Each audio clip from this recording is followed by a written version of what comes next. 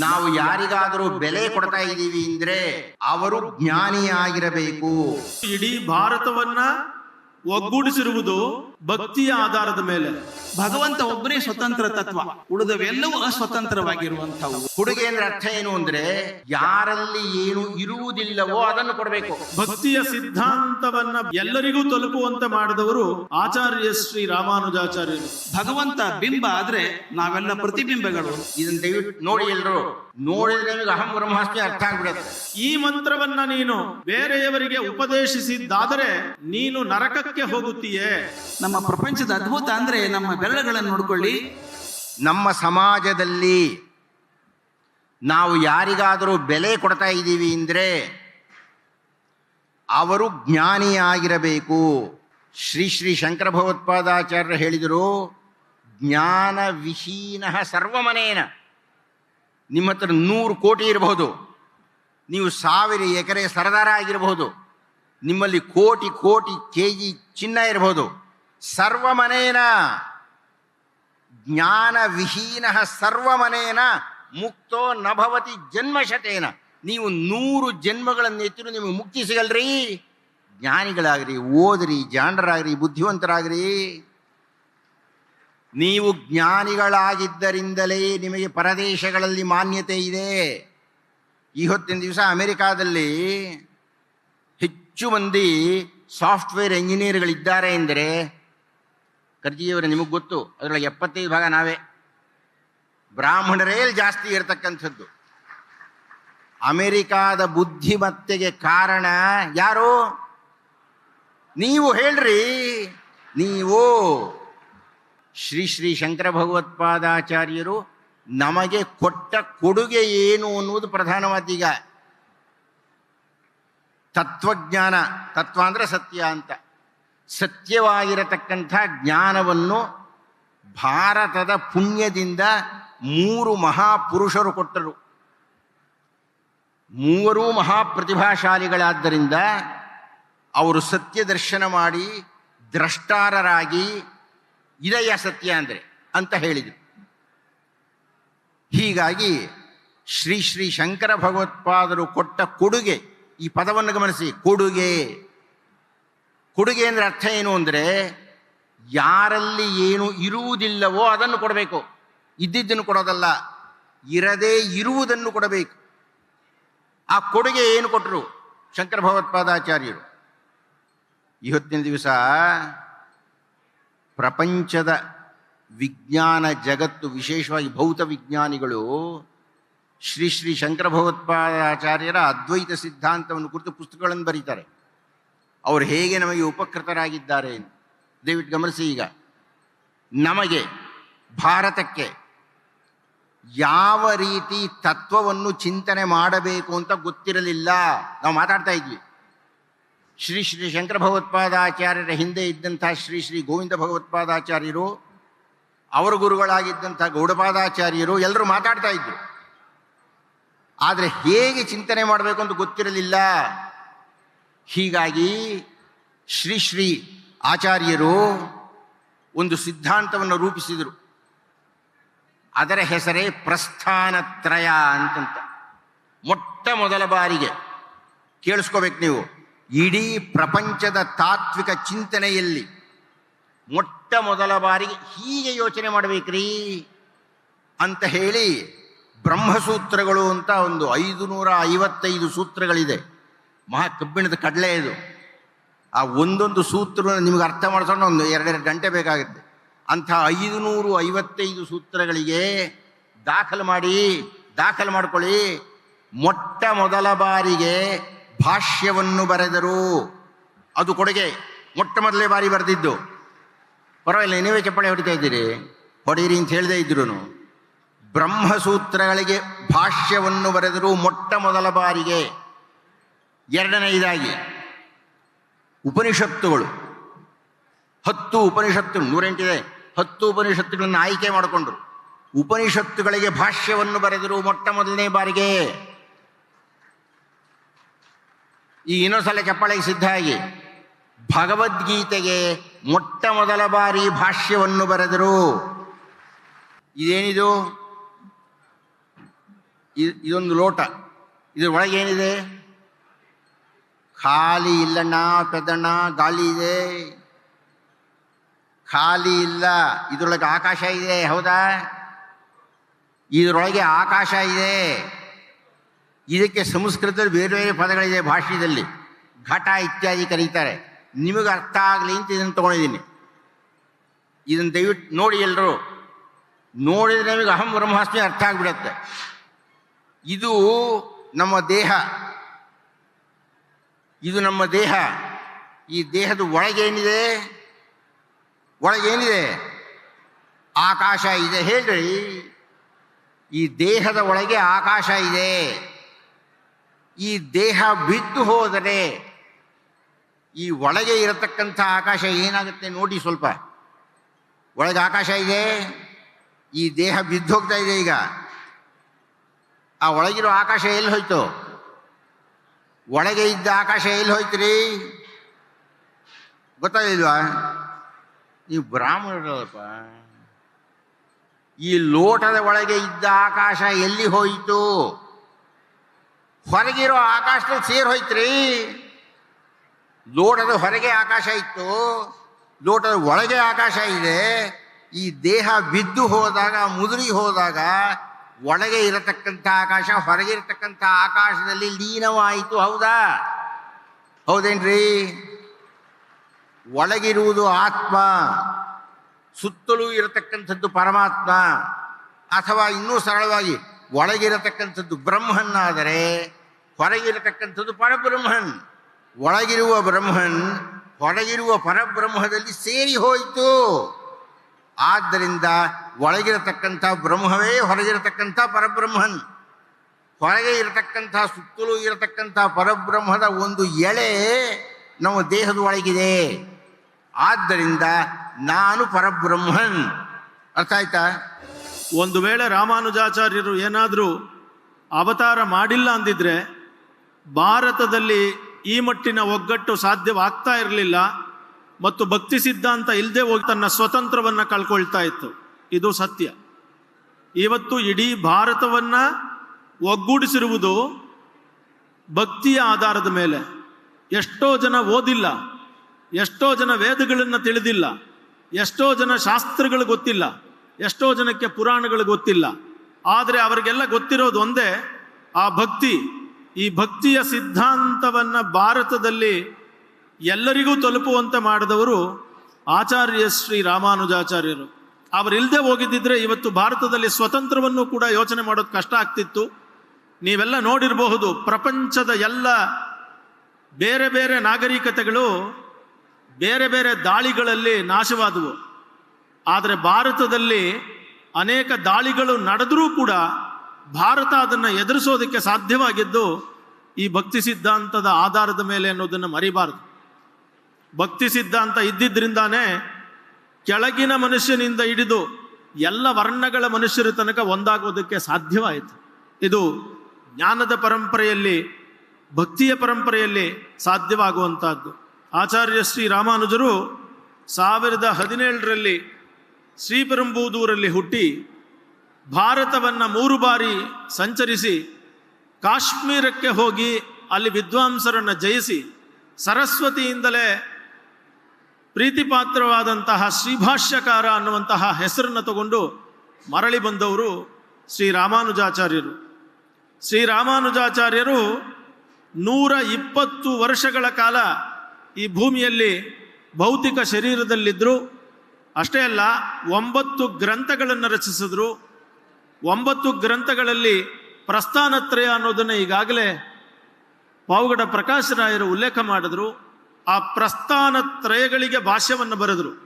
ಮುಖ್ಯವಾಗಿ ಶ್ರೀಭಾಷ್ಯ, ವೇದಾರ್ಥ ಸಂಗ್ರಹ, ವೇದಾಂತ ಸಾರ, ವೇದಾಂತ ದೀಪ, ಶರಣಾಗತಿ ಗದ್ಯ, ಶ್ರೀರಂಗ ಗದ್ಯ, ವೈಕುಂಠ ಗದ್ಯ ಮತ್ತು ನಿತ್ಯ ಗ್ರಂಥ ಅನ್ನುವಂತಹ 9 ಗ್ರಂಥಗಳನ್ನು, ಭಗವದ್ಗೀತಾ ಭಾಷ್ಯವನ್ನು ಕೂಡ ಬರೆದರು. 9 ಗ್ರಂಥಗಳು, ನವಮಣಿಗಳು ಅಂತ ಹೆಸರು.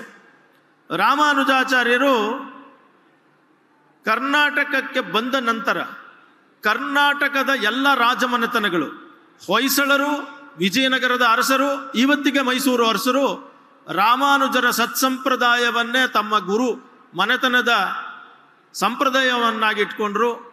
ರಾಮಾನುಜರ ಶಿಷ್ಯರು ರಾಮಾನುಜರ ಮಠದ ಪರಂಪರೆಯಲ್ಲಿ ಬಂದವರೇ 1000 ವರ್ಷದಿಂದ ರಾಜರುಗಳಿಗೆ ರಾಜಗುರುಗಳಾಗಿದ್ದವರು. ಇದನ್ನು ನಾವು ಬೇರೆ ಎಲ್ಲೋ ಕ್ಲೈಮ್ ಮಾಡೋದಿಲ್ಲ.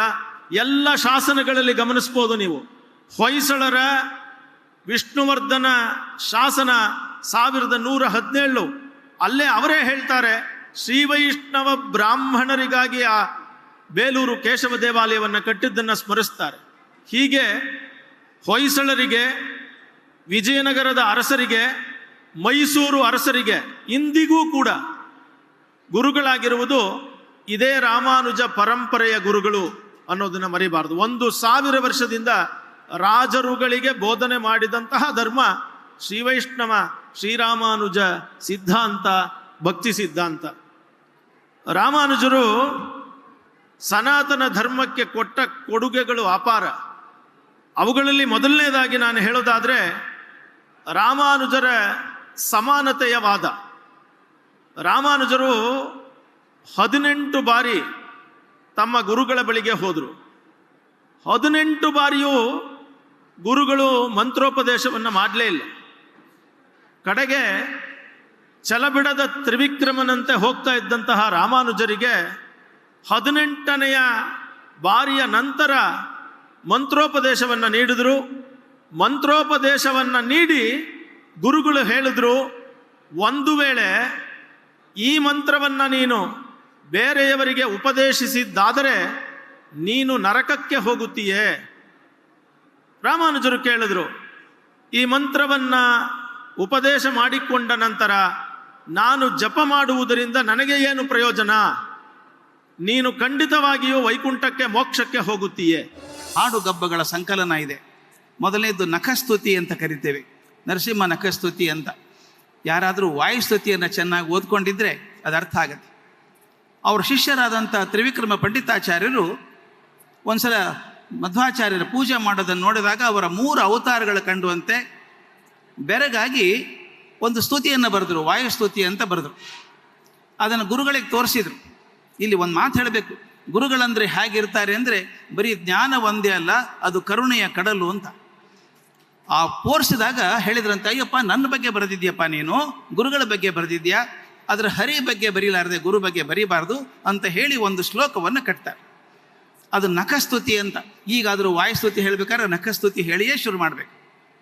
ಅಲ್ಲಿ ಒಂದು ಶ್ಲೋಕ ಎಂಥ ಪಾಂಡಿತ್ಯಪೂರ್ಣವಾದದ್ದು ಅಂದರೆ, ಇರುವ 4 ಸಾಲುಗಳಲ್ಲಿ ಮೊದಲನೇ 2 ಸಾಲಿಗೆ ಒಂದು ಛಂದಸ್ಸು ಬೇರೆ, ಎರಡನೇ 2 ಸಾಲಿಗೆ ಒಂದು ಛಂದಸ್ಸು ಬೇರೆ.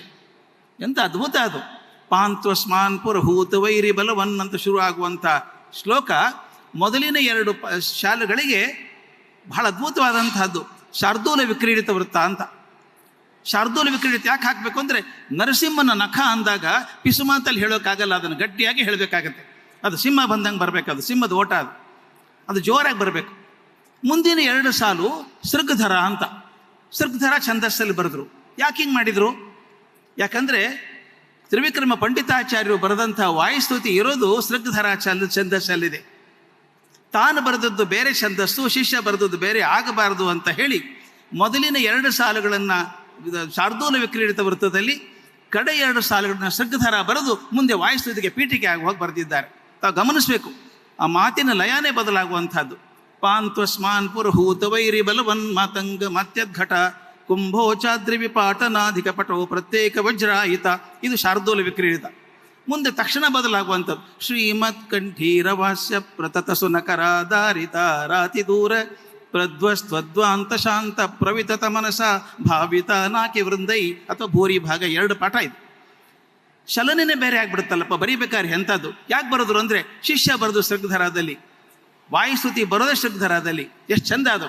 ಗೋವಿಂದೇ ದೇಹಿ ಭಕ್ತಿಂ ಭವತಿ ಚ ಭಗವನ್ ಮೂರ್ಜಿತಾಂ ನಿರ್ನಿಮಿತ್ತಾಂ ನಿರ್ವ್ಯಾಜಾಂ ನಿಶ್ಚಲಾಂಶ ಗುಣಗಣ ಬೃಹತೀಂ ಶಾಶ್ವತೀಮಾಶುದೇವ. ಆ ಛಂದಸ್ಸಿಗೆ ಹೊಂದ್ಕೊಳ್ಳಿ ಅಂತ ಹೇಳಿ ತಮ್ಮ ಪಾಂಡಿತ್ಯ ಮತ್ತು ಕರುಣೆಯನ್ನು ಎರಡೂ ತೋರಿಸಿ ಬರೆದಂಥ ಒಂದು ಸ್ತುತಿ ಇದು ಅದ್ಭುತವಾದದ್ದು. ತಾವೆಲ್ಲ 12 ಸ್ತೋತ್ರಗಳನ್ನು ಕೇಳಿದ್ದೀರಿ. ಎಂಥ ಚಂದದ ಹಾಡುಗಳದನ್ನು ನಮ್ಮ ವಿದ್ಯಾಭೂಷಣರು ಕನ್ನಡಕ್ಕೆ, ಬನ್ನಂಜಿಯವರು ಕನ್ನಡಕ್ಕೆ ಮಾಡಿದಾಗ ಅದನ್ನು ವಿದ್ಯಾಭೂಷಣರು ಕನ್ನಡದಲ್ಲಿ ಹಾಡಿದ್ದಾರೆ. ಬೇಡಿದ್ದ ನೀಡುವನು ತುಂಬ ಕರುಣೆಯ ಕಡಲು. ಅದೆಂಥ ಪಾದ್ರಿ ಅದು, ಅಂಥ ಹಾಡುಗಳನ್ನು ಬರೆದಿದ್ದಾರೆ. ಇದರೊಳಗೆ ಬಾಲ್ಯದಲ್ಲಿದ್ದಾಗ ಒಂದು ಕಂದುಕ ಸ್ತುತಿ ಅಂತ ಬರೆದಿದ್ರು. ಸಾಮಾನ್ಯವಾಗಿ ಪಂಡಿತರು ಒಪ್ಪೋದು 37 ಗ್ರಂಥಗಳನ್ನು ಸರ್ವಮೂಲ ಗ್ರಂಥಗಳು ಅಂತಾವೆ, ಕೆಲವು ಪಂಡಿತರು 51 ಗ್ರಂಥಗಳು ಅಂತ ಹೇಳ್ತಾರೆ. ಪ್ರಾಚೀನ ತತ್ವಜ್ಞಾನಕ್ಕೆ ಮಧ್ವಾಚಾರ್ಯರ ಕೊಡುಗೆ ಅಂದರೆ ತತ್ವದ್ವಾದ ಅಂತ. ಸಾಮಾನ್ಯವಾಗಿ ದ್ವೈತ ಅಂತ ಹೇಳ್ತೀವಿ ನಾವು, ಅದರ ನಿಜವಾದ ಹೆಸರು ತತ್ವವಾದ ಅಂತ. ಆ ತತ್ವವಾದದ ಸಿದ್ಧಾಂತ ಮುಖ್ಯ ಅಂದರೆ 2 ತತ್ವಗಳಿದ್ದಾವೆ ಜಗತ್ತಲ್ಲಿ, ಒಂದು ಸ್ವತಂತ್ರ ತತ್ವ, ಇನ್ನೊಂದು ಅಸ್ವತಂತ್ರ ತತ್ವ ಅಂತ. ಭಾಳ ಚೆನ್ನಾಗಿರುವಂಥ ಮಾತದು.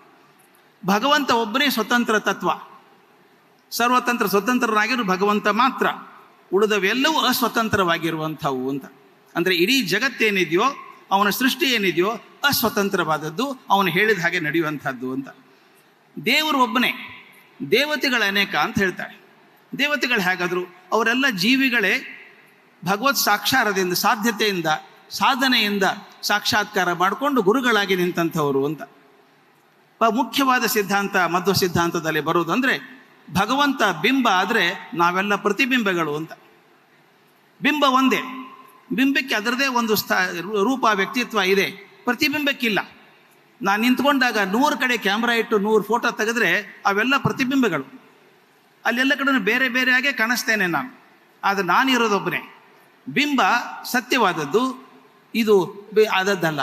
ಹಾಗಾದರೆ 3 ಇದ್ದಾವೆ, ಭಗವಂತ ಇದ್ದಾನೆ, ಜೀವ ಇದ್ದಾನೆ, ಜಡ ಪ್ರಪಂಚ, 3 ಇದ್ದಾವೆ. ಮಧ್ವಾಚಾರ್ಯ ಚಂದ ಹೇಳ್ತಾರೆ, ಜೀವ ನಡುವೆ ಇದ್ದಾನೆ, ಭಗವಂತನ ಕಡೆ ತಿರ್ಕೊಂಡ್ರೆ ಮೋಕ್ಷ ಆಗತ್ತೆ, ಜಡ ಪ್ರಪಂಚಗಳ ಸಿಕ್ಕಾಕೊಂಡ್ರೆ ಸಂಸಾರದಲ್ಲಿ ಸಿಕ್ಕಾಕೋತಾನೆ, ಚಕ್ರದಲ್ಲಿ ಸಿಕ್ಕಾಕೋತಾನೆ. ಆದ್ದರಿಂದ ಜೀವ ಯಾವಾಗಲೂ ಭಗವಂತನ ಕಡೆಗೆ ಮುಖ ಮಾಡಿ ಇರಬೇಕು ಅಂತ ಭಕ್ತಿ ಪಂಥವನ್ನು ಹೇಳಿದಂಥವ್ರು. ಅವ್ರದ್ದೊಂದು ಭಾಳ ಮುಖ್ಯವಾದ ಮಾತು, ಈ ಜಗತ್ತಿಗೆ ಪ್ರಪಂಚ ಅಂತ ಯಾಕೆ ಕರೀತಾರೆ ಅಂತ. ಇದು ಪಂಚಮುಖಿಯಾದಂಥದ್ದು.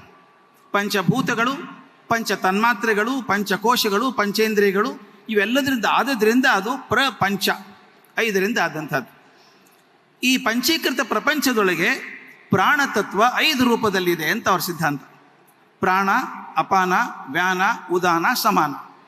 ಇದರೊಳಗೆ ಭಗವಂತ ಅನಿರುದ್ಧ, ಪ್ರದ್ಯುಮ್ನ, ಸಂಕರ್ಷಣ, ವಾಸುದೇವ ಮತ್ತು ನಾರಾಯಣ ರೂಪದಲ್ಲಿದ್ದಾನೆ ಅಂತ.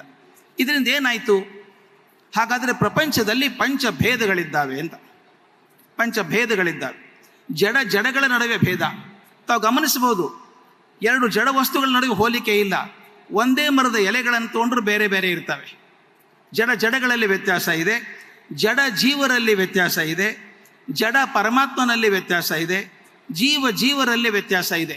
ತಾವು ಗಮನಿಸಬೇಕು, ಇಷ್ಟೊಂದು 1000 ಜನ ಇದ್ದೀವಿ, ಒಂದು ಮುಖ ಇನ್ನೊಂದರ ಮುಖದಾಗಿಲ್ಲ, ಪೂರ್ತಿ ಬೇರೆನೆ. ಮುಖ ಬಿಡಿ, ಒಂದು ಮೂಗು ಇನ್ನೊಂದು ಮೂಗಿನಾಗಿಲ್ಲ.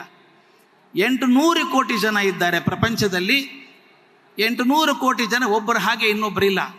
ಎಲ್ಲ ಜೀವಗಳು ಭೇದವಾಗಿದ್ದಾವೆ, ಬೇರೆ ಆಗಿದ್ದಾವೆ. ಅವುಗಳ ಸಾಧನೆ ಮೇಲೆ, ಸಹಜ ಪ್ರಕೃತಿಯ ಮೇಲೆ ಬೇರೆ ಆಗಿದ್ದಾವೆ.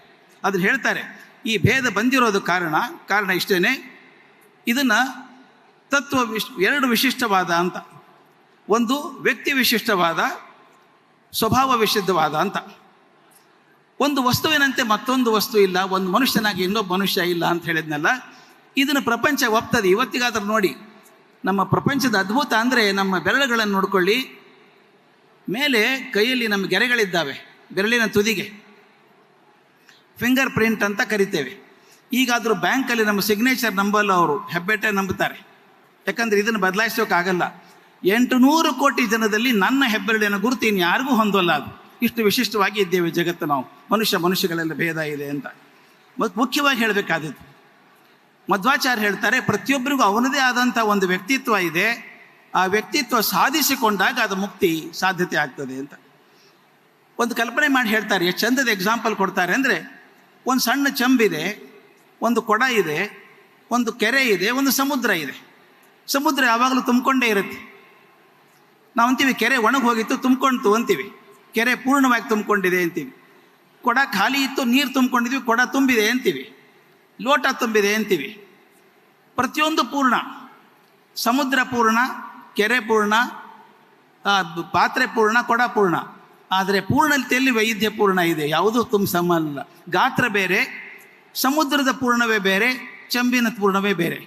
ಅದು ಪೂರ್ಣ ಅನಿಸಿದರೂ ಕೂಡ ವೈವಿಧ್ಯ ಪೂರ್ಣವಾದದ್ದು ಒಂದೇ ಅಲ್ಲ ಅದು ಅಂತ. ಇದೇ ಜೀವಗಳ ನಡುವೆ ಇರುವಂಥ ಭಿನ್ನತೆ ಇರುವಂಥದ್ದು. ಇನ್ನೊಂದು ಕೆಲವು ವಿಶೇಷಗಳನ್ನು ಬಹಳ ಚಂದ ಹೇಳಬೇಕಾದದ್ದು. ನಾನು ವಿಜ್ಞಾನದ ವಿದ್ಯಾರ್ಥಿಯಾಗಿ ನನಗೆ ಆಶ್ಚರ್ಯ ಹುಟ್ಟಿಸುವಂಥದ್ದು. ವಿಶ್ವವನ್ನು ನಿರಾಕರಿಸೋ ಹಾಗಿಲ್ಲ. ವಿಶ್ವ ಸತ್ಯ. ಯಾಕಂದರೆ ವಿಶ್ವ ಸೃಷ್ಟಿ ಆಗಿರೋದು ಭಗವಂತನಿಂದ. ಅವನ ಲೀಲಾ ಸೃಷ್ಟಿ ಅದು. ಲೀಲಾ ಸೃಷ್ಟಿಯನ್ನೇ ಒಪ್ಕೊಳ್ಳದೆ ಹೋದರೆ ಲೀಲೆಯನ್ನು ಹೇಗೆ ನಂಬ್ಕೋತೀರಿ, ಭಗವಂತನ ಹೇಗೆ ನಂಬ್ತೀರಿ? ಈಗ ಜಗತ್ತಿದೆ ಅನ್ನೋದೇನೆ ಭಗವಂತ ಇದ್ದಾನೆ ಅನ್ನೋದಕ್ಕೆ ಸಾಕ್ಷಿ. ಆದ್ದರಿಂದ ಬ್ರಹ್ಮ ಇದೆ, ಜಗತ್ತಿದೆ. ನಾನೇನೋ ಒಂದು ಸೃಷ್ಟಿ ಮಾಡ್ತೇನೆ, ಆ ಸೃಷ್ಟಿಗೆ ನಾನು ಕಾರಣ ಆಗ್ತೇನೆ, ಆ ಸೃಷ್ಟಿ ಇದೆ ಅಂತ ನಂಬುತ್ತೇನೆ ನಾನು. ಈಗ ತಾವೆಲ್ಲ ಇದ್ದೀವಿ, ಇರೋದು ಸತ್ಯ ಇದು. ಅದು ತಾತ್ಕಾಲಿಕ ಸತ್ಯ ಆಗಬಹುದು, ಆದರೆ ಶಾಶ್ವತವಾದ ಸತ್ಯ ಅಲ್ಲ. ಇದು ನೋಡಿ, ಫಾರ್ ಎಕ್ಸಾಂಪಲ್ ಎಲ್ಲರೂ ಇದ್ದೀವಿ, ನಾನು ಇರಲಿಕ್ಕಿಲ್ಲ, ಜಗತ್ತು ಹಾಗೆ ಬೆಳ್ಕೊಂಡು ಹೋಗ್ತಾ ಇದೆ. ಜಗತ್ ಸತ್ಯವಾಗಿದೆ, ಆದರೆ ಜಗತ್ ಸೃಷ್ಟಿ ಆಗಿದ್ದು ಕಾರಣ ಇಷ್ಟೇ, ನಿರ್ಮಾಣ ಮಾಡೋದು ಒಬ್ಬರಿದ್ದಾನೆ ಅಂತ.